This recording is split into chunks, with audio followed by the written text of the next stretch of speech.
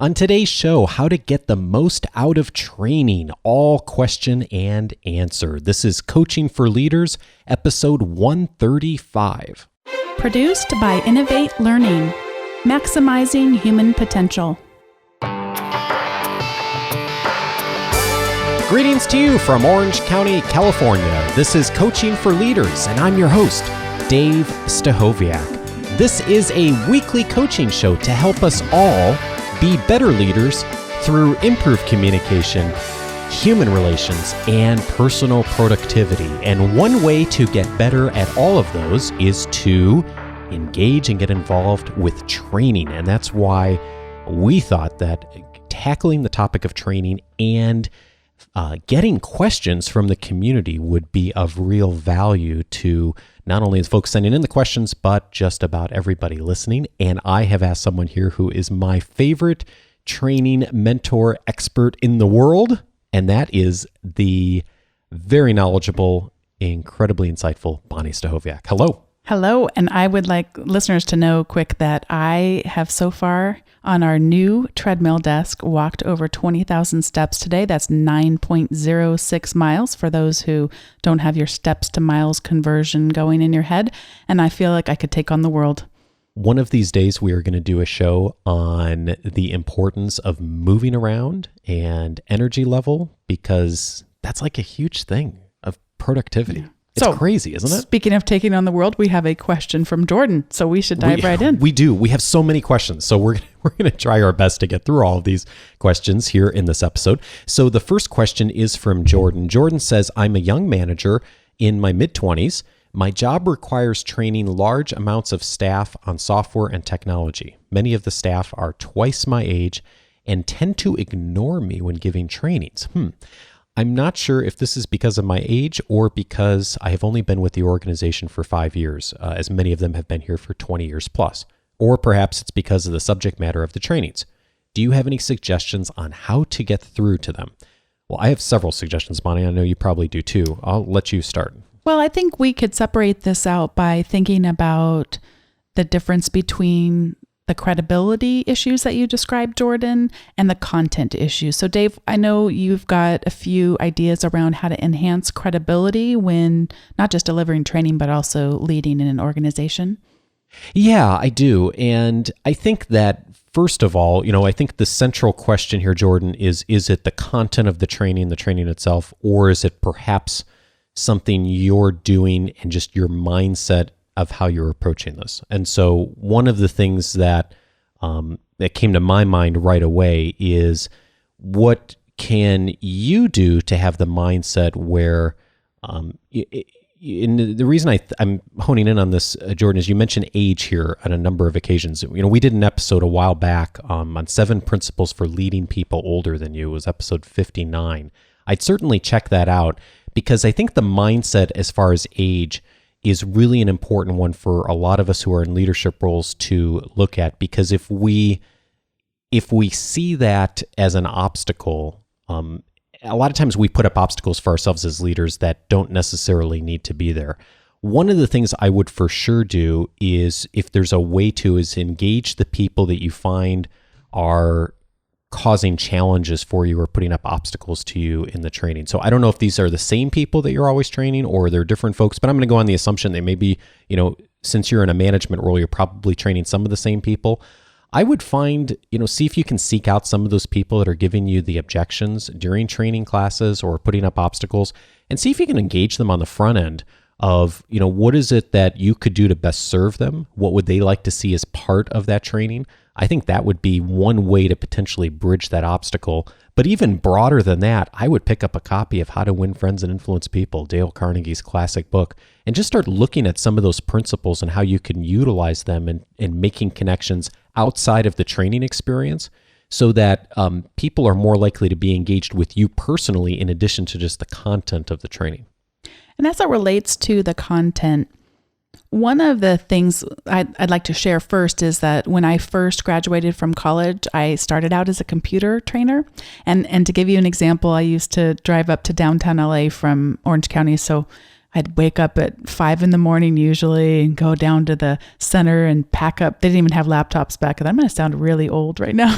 Pack up the lunchbox computers in the back of my car and drive up to LA and set them all up. You had lunchbox computers in the back? Lunchbox. They were 13 or 14 pounds a piece. Oh, wow. I didn't know that. Yeah. So we would train on these lunchbox computers. Sounds so ridiculous. And thinking to how it used to be then in a room of 24 people. For example, Microsoft Word, go to the file menu and choose open and double click the file, and everyone moving together in sort of concert. That is not how things work today. Technology is far too diverse. People's learning about it is far too diverse, and their attention spans, that isn't going to work. And so I could right away see how you might have challenges if your training design is in a group setting like that. Training on technology and software really, really almost demands more self-directed learning. And oftentimes that doesn't have to mean that it's delivered online or via some sort of technology that presents itself on a computer like a simulation, but that's usually the best choice. But even if you didn't have the budget for that, or you had to start somewhere else, even just a worksheet that people walk through that's more of a problem-solving orientation that walks them through step by step, and then they just ask you if they have questions going through a tutorial is a much better approach for today's learners and also for today's technology. So a couple of specifics I want to give you. If the software that you're training on is one that's rather widely used, you might want to look into a company called lynda.com. That's Lynda, and Dave will put that in the show notes. That is an affiliate link, by the way, so we'll make something like billions of dollars if you click the link and buy a membership. I'm kidding. I don't even know if we have an affiliate with them anymore, actually. Oh, so maybe we don't. We'll figure it out. I'll put it in the notes. maybe we'll really cash in on this. But the $3 or whatever. I love lynda.com, and they have fabulous resources. But if you're standing up training Microsoft Word, for example, you got to look at an option like lynda.com that you can maximize the economies of scale and the quality of content that they've developed. If what you are teaching is something that's proprietary in nature or not that widely used, you might want to look into a product that allows you to create what are called simulations. And essentially what it does, and Captivate is the one I'm thinking of, it's put out by Adobe Captivate. And it allows you to create either demonstrations where you can demo the software and then people can watch the modules, or even as a simulation where it feels like I'm clicking on the button. So you might instruct me, click on the file button. And then if I click on the file button, it actually moves forward to the next step in the module and brings down the menu. But if I click somewhere else on the screen, it says, hey, did you want help doing this? And you can actually test people that way too, to say, now we're going to test to see that you know how to do such and such. And if they don't click in the right places, it scores them and things like that. So I would highly suggest looking into some kind of at the very minimum thing, doing some kind of an online demo people could watch versus having them come to a classroom. But if you want to look at something pretty powerful, Captivate is amazing for teaching software. And I use a product called ScreenFlow. It's for the Mac only. I know there's some, what's the one for PC? That's PC and Mac. Camtasia is also another option that's out there. So those are good tools that are useful. And the other thing I'd say, Jordan, is if you absolutely have to do it in person, and that's just for whatever reason the model that's being used, you may want to consider, what are some ways that you could build in some flexibility within the training itself. I taught a class several years ago that the class some of it was built around Microsoft Office. And like any software training experience, there were people in the room who knew it really well and there were people who didn't. So what I did is I built it as part of the classroom experience, that the people who knew it really well were set up as mentors in the class, and they would actually be paired up with someone who didn't know it as well. So it was more of even though it was still in a classroom, it was more of a 2 to 3 people working together and doing coaching and kind of training one-on-one with each other. And that worked a lot better than trying to get 24 people to follow along all at the same pace. So that might be something to try as well. Okay, so we have a second, actually Jordan sent a second question, sort of related. The second question is, do you have any suggestions or on conferences that one can go to expand skills on leadership and coaching? Bonni, you had some thoughts on this. Yeah, well, first off, you used the word conferences. I don't know if you literally meant exclusively conferences. I have found a lot of value in conferences, but not for specifically what you're asking. A conference to me is a place I go to build relationships and connections with other people with similar interests. It might be a professional one or a personal one. And to generate new ideas and new ways of thinking, finding out about new products or services that might relate to whatever the conference subject is around. But when I want to expand a skill, I'm specifically thinking about some kind of a class or some kind of a coach, something that will enable me to not just hear about a new skill or a new behavior, but to actually start to put it into place in a safe environment, and then where I can get feedback on how I'm doing. Mm-hmm. Yeah, absolutely. And so one of the, many of you know I'm affiliated with the Dale Carnegie organization. Dale Carnegie does this brilliantly in classrooms all over the world. So that's an option. Jordan, chances are there's options that are near you. And you can certainly send me an email if you want some help on making connections with the folks who would do that. But it could be coaching. It could be something one-on-one, but something that's going to help you to change your behavior. Even a good mentor might be helpful for you in that. But I agree with Bonni. Conferences tend to strike me as more of the how to get some new information and books and resources and make connections and things like that. So hope that's helpful. Lots of things there. I'll put all the links here in the show notes, of course. So our next question is from Chris. Chris says, I'm a manager in a large company and managing a global transformation program. I'm at a crossroads, and my development plan includes getting more training on the following. 2 areas he mentions: leadership of global teams, both physical and virtual, and strategic planning and organizational development. And he asks, how does one define and develop a global organization, roles, number of people, strategy, governance, teams, processes, etc., to develop this program? Do you have any recommendations on books, education, or coaches that may further my development? Bonni, you want to jump in first here, or you want me to go? Okay, so I have a few books for you, Chris, that would be good places to start. A few of these are on my book list. One of them, the classic kind of strategy book that everyone refers to. It's been out a while now, but I think the concepts are still very, very relevant, and just great thinking on how you put together organizational strategy is Good to Great by Jim Collins. And everyone should read that book if they're in business, because it comes up in conversations. Lots of people refer to the model and the hedgehog concept that Collins talks about. So I'd certainly recommend that. Another great book that really is all about strategy, leading teams of people, is Execution by Larry Bossidy and Ram Charan. It's one of Charan's earlier books, I believe. A great book as just far as how to lead globally, how to give people feedback. It's a great management 101 book, so I really would recommend that too. And then what you're talking about as far as doing a organizational change, and use the term organizational development, one of the frameworks that whenever I talk to someone that is doing really powerful thinking about leading organizational change and thinking about how an organization can do things more effectively, is the book, The Fifth Discipline by Peter Senge. You'll never look at the world the same way again after reading that book. It's one of the books that's on my top 10 list for leaders. And I would really recommend that book. It is not an easy read, but it is a powerful read, and one that will get you thinking a lot about how you can affect change within the organization. So those are 3 I would certainly start with as resources. And then as far as coaches, there's coaches for me, when I think of coaching, and I've hired coaches before for me, I'm thinking of who's someone that knows something a lot about this and is good at helping other people to get there. So when I've hired a coach, it's been someone who's already doing something or has proven themselves in an area that I want to get better at, and has some skills as far as helping people to do that.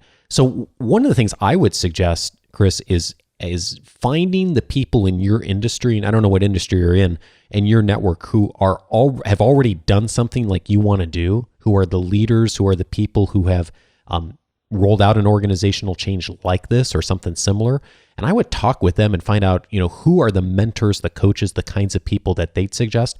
The folks I'd recommend, we've had a number of them on the show, Bill Bliss, Tom Henschel, Pam Fox-Rollin are some of them over the last, 20 or 30 episodes, who are executive coaches, but they're doing more of the kind of behavioral things for the most part on how do you lead well and effectively. So that might be helpful to you. But I would be really curious, just from people in your industry, who's a great mentor, who's someone who's done it well, who would be willing to either be a guide themselves or tell you, here's the books you should be reading, here's the model that I used, here's the people I was listening to, here's the publications that I always watched, here's the conferences that I went to. I would go find 5 or 10 of those people, take them to coffee, have a conversation with them, read their blog if they've got one, find out what those people know, who they're referencing, who they're reading, and then you start to get in the mindset of learning from those people, learning what's worked for them, and then creating your own style out of it too. So, well, that was a lot. Bonni, do you have anything you want to add on to that? I don't. In fact, I'm excited to get to the next question from Susie, which is actually an audio question. So I know we have that queued up, coming up right now. Here it is. Hey, Dave and Bonni, this is Susie Farthing calling from Pensacola, Florida. I host the One Love for Nurses podcast, and you can find that at onelovefornurses.com. First, let me say I really, really, really appreciate the show, and I especially enjoy it when Bonnie's on the show. So it's good to have you back on the show, Bonni, and it's always fun to listen when you guys are together. I have a question. I'm going to be giving a presentation in the fall to a General Assembly of Nurses with the Florida Nurses Association. And the premise of my presentation is the potential of using social media networks and platforms in nursing advocacy. So I'm going to walk the nurses through the various types of social media platforms and their benefits and how they're being used in advocacy efforts, and give them some tips and tricks regarding that. But Twitter is particularly important in this regard, I believe, as a platform for advocacy efforts. So I would like to walk the audience through setting up a Twitter account and eventually get everyone to tweet something using the conference's hashtag. Is this a good idea or not? Because I know some people in the audience may already have Twitter accounts and be up to speed with that, and it may take others a little bit longer to get through the dynamics of setting up a Twitter account, and I just don't want to lose my whole audience trying to do this. So is this a good idea or not? I'll be listening to know what you think. Thank you so much again for all that you guys do. Thanks so much for the question, Susie. And I actually have loved connecting with you a little bit over Twitter. So it's fun to have you ask a question around that.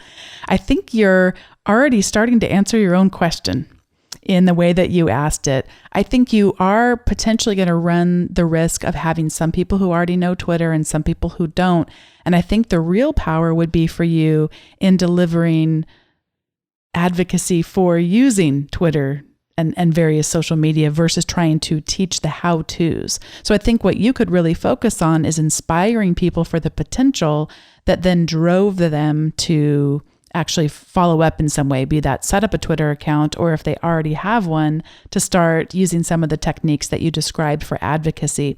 As a side note, one of the things I've really been motivated by recently is setting up a speaker page whenever I go speak at a conference, and Michael Hyatt has some nice resources around how to do that. But one of the things I've really found beneficial is to have a page that has the outline and links to anything that I spoke about. You could have a link that had some kind of a screencast that had some demos of things and other links that would be relevant for your audience, and also then build some credibility for yourself, which I'm sure is one of the things that you're looking forward to capitalizing on in speaking at that conference, get some more people listening to your podcast and so forth. So I'm so excited about you doing that.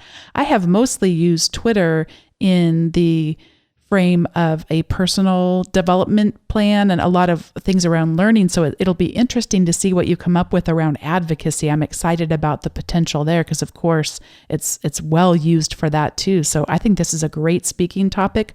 A couple of resources to tell you about. There's a woman named Jane Hart, and Jane Hart is mostly known in the training field. I always look forward to, for example, every year she puts out a top 100 training tools that people vote on, and it's really always fun to see what shows up on that list. But she also has a lot of things around social learning, as in social media being used around learning. I think you could get a lot of inspiration for your talk, even though, again, she's more focused on learning than advocacy, but I think there'll be some cool stuff that you'll find on her site with a quick visit.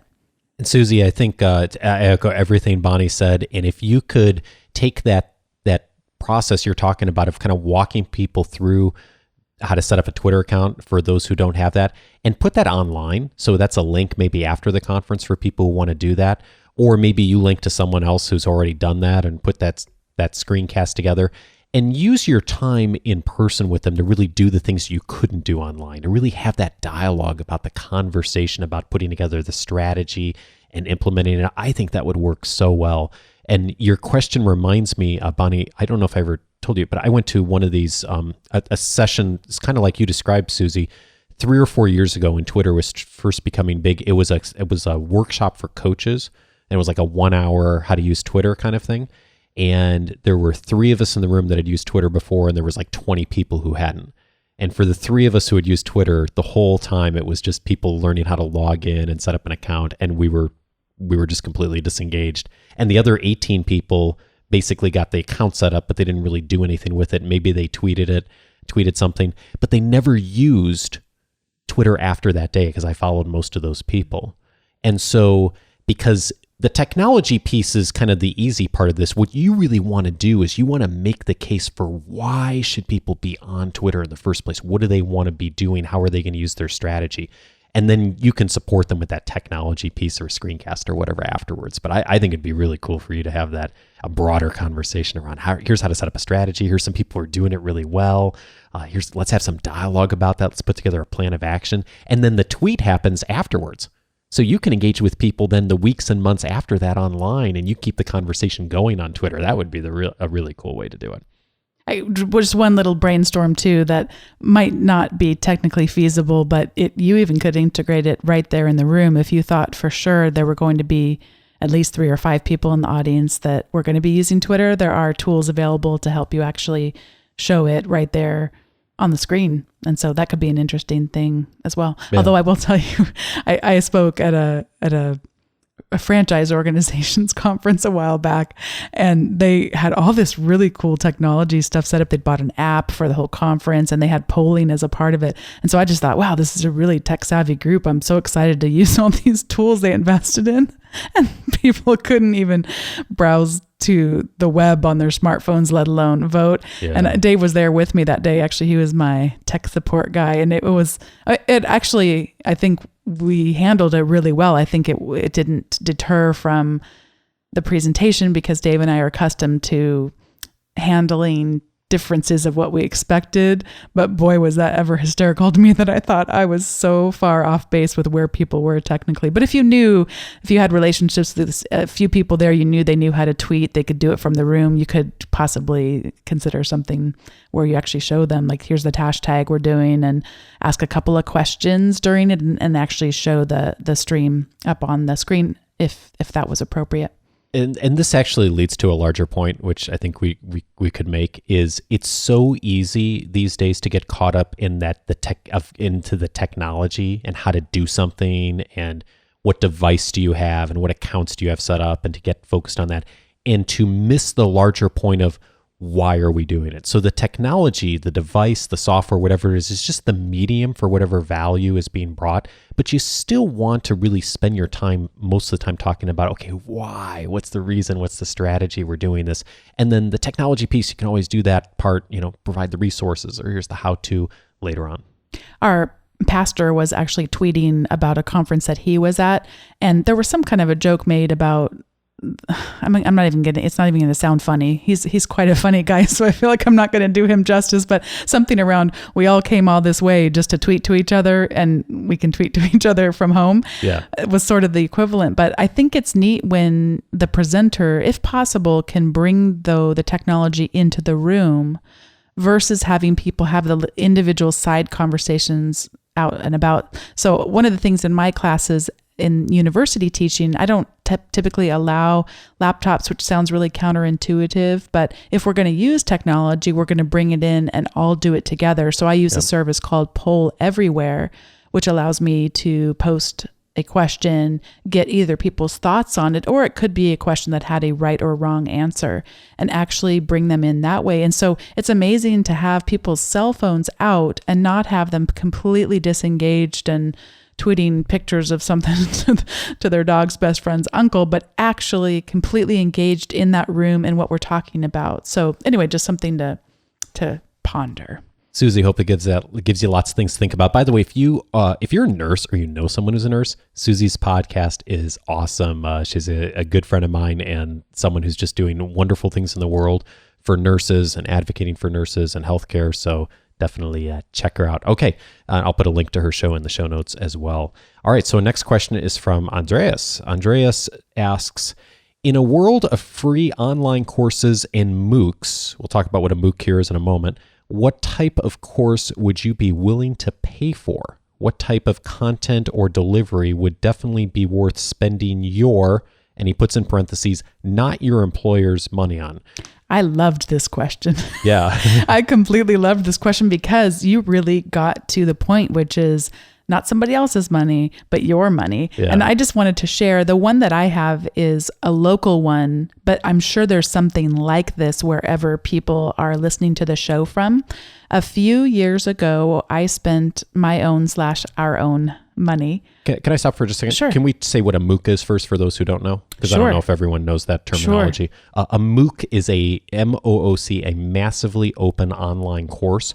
Many of them are free, and a lot of universities now, there's several consortiums that are, what? Why are you laughing at me like that? We can tell them what MOOC stands for, but you didn't, you got it a little wrong. I'm sorry. What is it? Massive, not massively. What did I say? Massively. What is it really? A massive open online course. Is that not what I said? You said massively. Massively, well, it's close enough. It was close enough, but it was not spot on. Well, it's a really large online course that universities and these consortiums often offer for free, and they get 10,000 people involved. And a lot of universities are doing this for research reasons because they're trying to figure out how people interact online. So that's what a MOOC is. Yes. Now that we made that super clear. Yes. So I spent money on attending a class that was completely outside of what I normally do, but something I was interested in. So there's a woman here who is named Linda Kroll, and she is a strategic illustrator. And she can go to conferences, meetings, whether it's a marketing team that's coming up with ideas for their new product launch, or whether it's educators coming up with a vision for a school, or whether it's nurses trying to plan out how to use Twitter in a presentation. She listens and is able to capture ideas in a visual form. And then it sort of feeds back to you what it is that you're saying, which is really interesting, and then also can be used for archival purposes as well. So I went to a workshop that she and another woman did on creativity. And so we were able to use strategic illustration as part of the exercise in figuring, and it was neat the way that they did it because there were a lot of different people in this class. And so different people could use the structure of the workshop to be creative about their own ideas. So I remember one of the things this is some time ago. So I brainstormed around a class I just wanted to rethink and reimagine. Mm-hmm. And that was so just neat to be able to do that and then actually start to do my own clumsy drawings. And I think I got better at it. And it was just also neat to be around different people. So that was a really good investment. In fact, she sent out a flyer that she's going to be doing it. They've sort of changed the way that they're doing it. She's focusing now on offering these types of workshops, visioning workshops to women. So it would be something local and something for women, but I think worth putting in the show notes a link to find out more if anyone absolutely wants to listen, because I would do it again in a heartbeat. It was really, really a fun, good use of money. And to the other end of the spectrum, Dave and I know we're extremely grateful for the money that we've invested in higher education. And the great thing about higher education is that both you're learning but you're also really investing in your own brand. And even though there are some degrees that have become rather commoditized, so some people feel like going and investing in an MBA, you're getting more of a generic degree. We've talked about this, by the way, in past shows, so I won't go over is an MBA worth it question now, but just to say, I really treasure the higher education experiences that I've had and would certainly look to investing, probably not in another degree since I've earned a terminal degree that tends to be you're done, but in some kind of a certificate for sure, or who knows, maybe down the line. It's just amazing what higher education can do in a person's life. Mm-hmm. Cool. I love it. I agree with all that you've said. So we'll put links on that for sure into Linda's work. And I'm going to take this question a little differently, a different direction here, Andres. So one of the things that I do when I'm thinking about spending money on something is there's so much great stuff that's on the internet for free these days that gives you a chance to get to know someone and interact with them or interact with an organization. So one of the things that I try to do is whenever I'm thinking about investing in something or getting connected with something is I'll try to see if that person has a blog or a podcast or that organization. There's some way I can get to know them. Because ultimately, if I'm going to spend money on something in a class, I want to know, is it from someone or some organization that I know and trust? Do they have a good process for the course? Is it thought through? And is there some opportunity also to have some interaction and build some relationship with others? So here's one example of that. This past December, I saw that Michael Hyatt had a class coming up. I think it was called 5 Days to Your Best Year Ever or something like that. I'll put a link in the show notes. And now I've been listening to Michael's podcast for many years. He's been on this show before. And I talk with a bunch of people who are kind of in his network. So I know and trust him. The class, it was described as a good process, and also there was some opportunity to kind of get connected with others. And, the content of the course was basically writing your plan for what you were going to do this year and goal setting.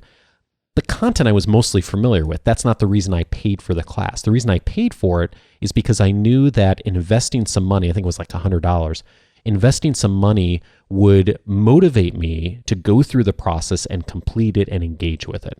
So I really wanted to invest in something that I knew was gonna kind of not force me, but really encourage me to go through the process and take it seriously. And I did, and it was a really good experience. So those are the kinds of things I look for. Is I'm so much more.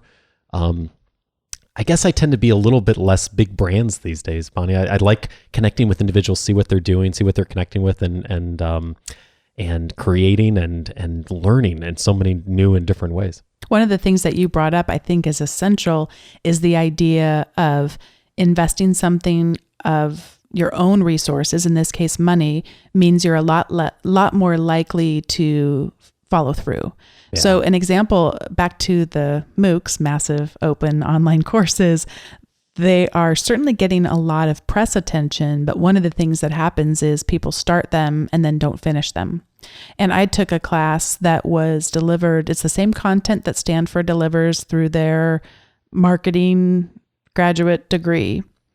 And I took it and I didn't finish it, nor did I, by the way, plan on finishing it. So it's just not a story of failure, although certainly I could tell you stories of failures of not finishing things. But in this case, I took it knowing I didn't have the time to fully complete it, but I kind of just went in there and poked around a little bit and watched some of the videos. But that kind of thing, when you don't have there's two issues with that. One is if something is asynchronous, meaning it's unscheduled, I can finish it whenever I want. The lynda.com, I suspect people that buy month-long memberships to lynda.com to get those software tutorials get a lot more out of their investment than people who buy the year-long memberships, because you're always thinking, oh, well, I have a whole year. There's no urgency here. So having something that's synchronous that also we invested in can help with completion rates and following through. Yeah. And I do like those courses and things that are more the shorter term and then kind of hit the segmented as a result of that. Good. Hope that gives you some things to think about, Andreas. And let's move on to our next question is from Elmer. Elmer asks, how do you make training accessible to the newest employee while bringing something to the table for the most experienced manager? I usually try to leave the conversation open for the subject matter experts in the room to share their knowledge within reason on a topic. So there's a feeling of collaboration and not speaking down to them in those situations. creating a course that is comprehensive is difficult. And I've talked with Elmer before. Bonni and I happen to know he's a trainer in his organization. And so he's doing a lot of thinking on that. And Elmer, I guess one thought I have is, this is not always possible to do, but to the extent that you can segment the training for different populations is valuable. So for example, if you're offering a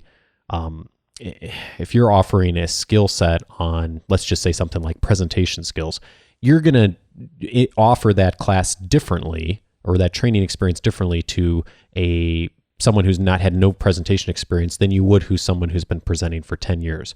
So to the extent that you can maybe do a different type of class and have different populations in the room for different classes is helpful. So I don't know if that's possible for you to do in your organization and with your resources, but that's certainly something I try to do.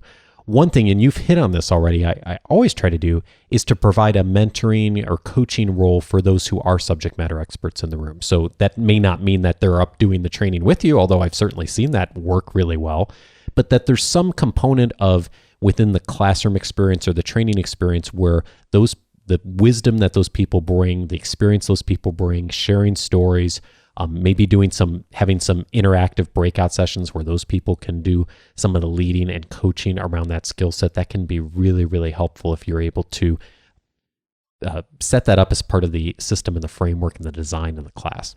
I think one of the types of training that works really well to address a broader audience of people is problem-based training. So instead of me standing up and saying point A, point B, point C, we're presented with some kind of a challenge, and then participants are asked to go about to solve that challenge. I'm not a fan, it's just a personal thing, but I'm not a fan of we're lost in the woods and we have 2 toothpicks and a match and a compass and which things do you want to keep, and the life or death scenarios where you're in a boat and only 2 of you can eat or whatever it is. I don't like those kinds of things because I don't think they're realistic enough to what happens in organizations. Some people love them, by the way, but I do like those You have no idea what I could do with a compass and a couple of matchbooks. Some people really learn valuable leadership lessons, and I'm more just thinking it's not realistic. So it requires you to really take yourself out of the situation and then go into a new situation and then kind of bring a skill set back, and it's very detached for some people. Yeah.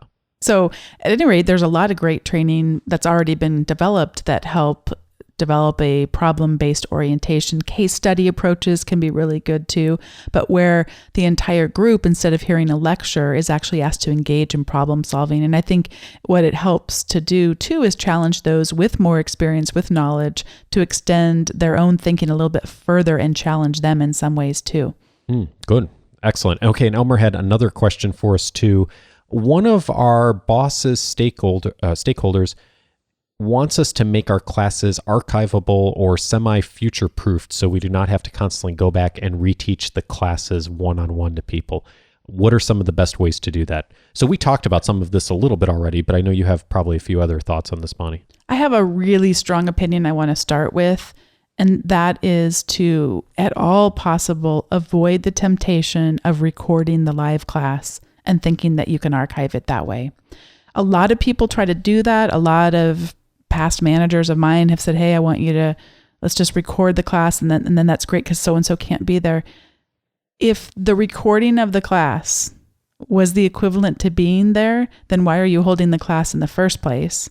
Why don't we just deliver something great and have it online and then nobody has to come so we could save some expenses and time that way?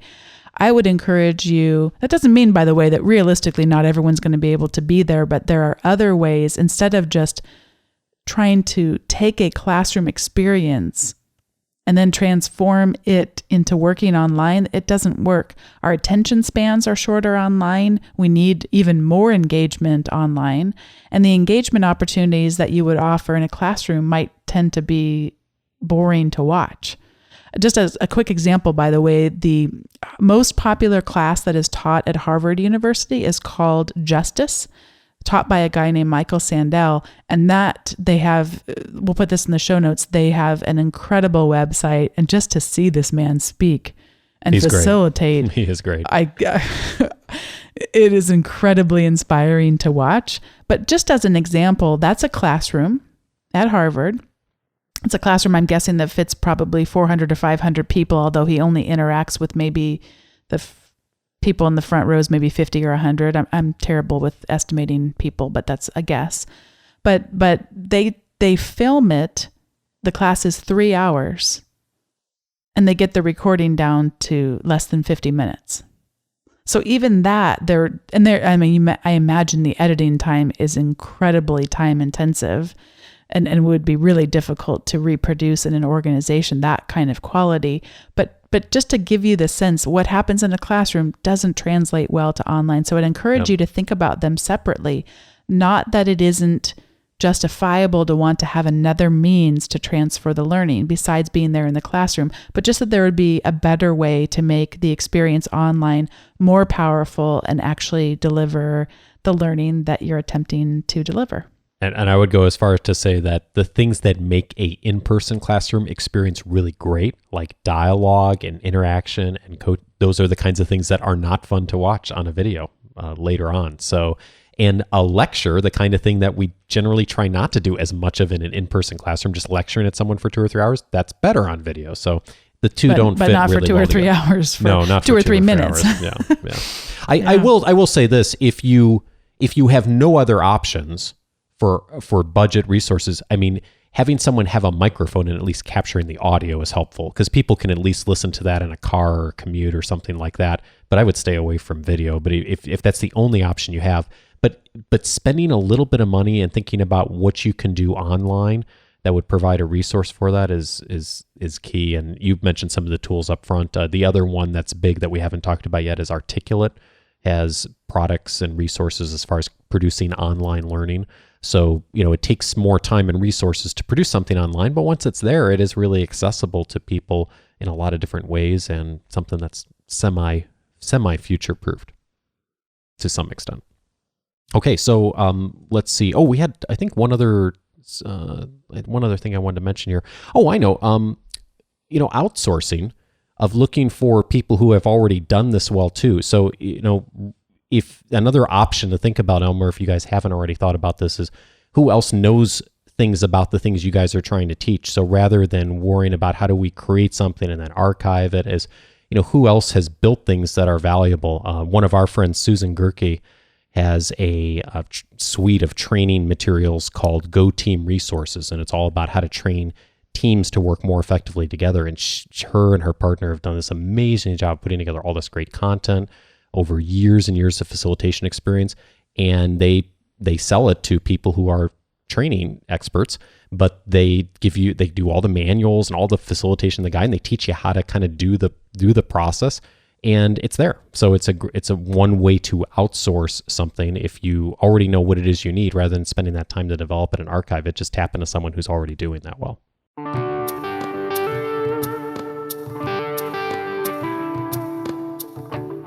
As always, a huge thank you to Bonni for joining the show again, and thank you for your wisdom and expertise. And also a huge thank you to everyone who submitted a question for the show. I was able to use most of them, but not all of them. So special thanks to everyone who did submit a question. Also, of course, to Jordan, Chris, Susie, Andres, and Elmer for your questions. And if you have a thought on one of the questions we answered, maybe you have a tool or a resource or a perspective that we did not share here on the show that you think would be of value. And if that is something that's resonating with you, definitely go over to the show notes for this episode and add in your comment as well. The best way to do that is to go to coachingforleaders.com/135. That'll take you there. It'll also take you to all the text of the questions that were asked and all of the links for the resources that we mentioned here in the show. So definitely check that out as well. And maybe you had a question that came up as a result of hearing one of these questions or hearing one of our answers. So if you have a question you'd also like to pose to me, Bonni, the community, you can also do that on the link for the show notes. Again, coachingforleaders.com/135. And as always, if you have a comment, a question, or just feedback about the show in general, maybe not related to training, just go to coachingforleaders.com/feedback. You can always submit questions or feedback there. And if I'm not able to include it on the show, I'll always respond to you in some way so you can get some resource that'll continue to help you move forward and be more effective in your leadership. Hey, I want to thank the folks who subscribe to the weekly update here in just a moment. A quick heads up for the next few weeks. Lots of great stuff coming your way in the next several episodes. Next week on episode 135, I am going to be welcoming Doug Conant to the show. Doug is the former CEO of Campbell Soup and a former president of Nabisco. He has now dedicated his work to helping develop leaders here in the 21st century since leaving Campbell Soup, and is doing his own work and speaking and has a best-selling book out. I've already recorded the interview with him, and it's just fantastic. So you're not going to want to miss that next week, episode 136. So definitely check out my conversation with Doug Conant. The week after that, I have John Dixon coming in. He is a county executive up in the state of Washington. He's going to be talking with me about servant leadership and how servant leadership plays out in the highest levels of government and business, and all the things that he's doing as far as strategy in his organization. You're going to love his perspective too. He's got lots of great stories to tell. And much more in the few weeks after that. We're going to have a couple of shows coming up on teams with my friend Susan Gerke, who will be back and talking about how to manage teams and help teams perform effectively. So just so much coming up. I hope you continue to stay engaged and keep sending feedback. And thank you to all of you who have been on social media and talking about the show and sending out good vibes about the show. I just so appreciate that, and it really does help. Every single time someone mentions something about the show, there's always someone that hears about it that hadn't heard about it before, and it continues to help grow this community, and that's great for all of us, and it's good for me, and it's good for the show, and it helps me to be able to attract more and more guests to the show too, the larger this community grows. So thank you, a huge thank you for everyone who has helped out with that. And also a special thank you this week to the folks who subscribe to my weekly update that comes every Wednesday, and that is Frank Preston, Jason Forney, Jordan Davis, Christopher Wallach, Jennifer Kenobi, Lisa Nair, Amy Mishra, Mark Atkinson, I hope I got one of those, Mark. Jerry Courier. Hey, Jerry. Good to hear from you. Joseph Veratic, Gary Grimwald, Natasha Merrick, Grant Giesler, Marcela Hernandez down in Mexico. Hello, Marcela.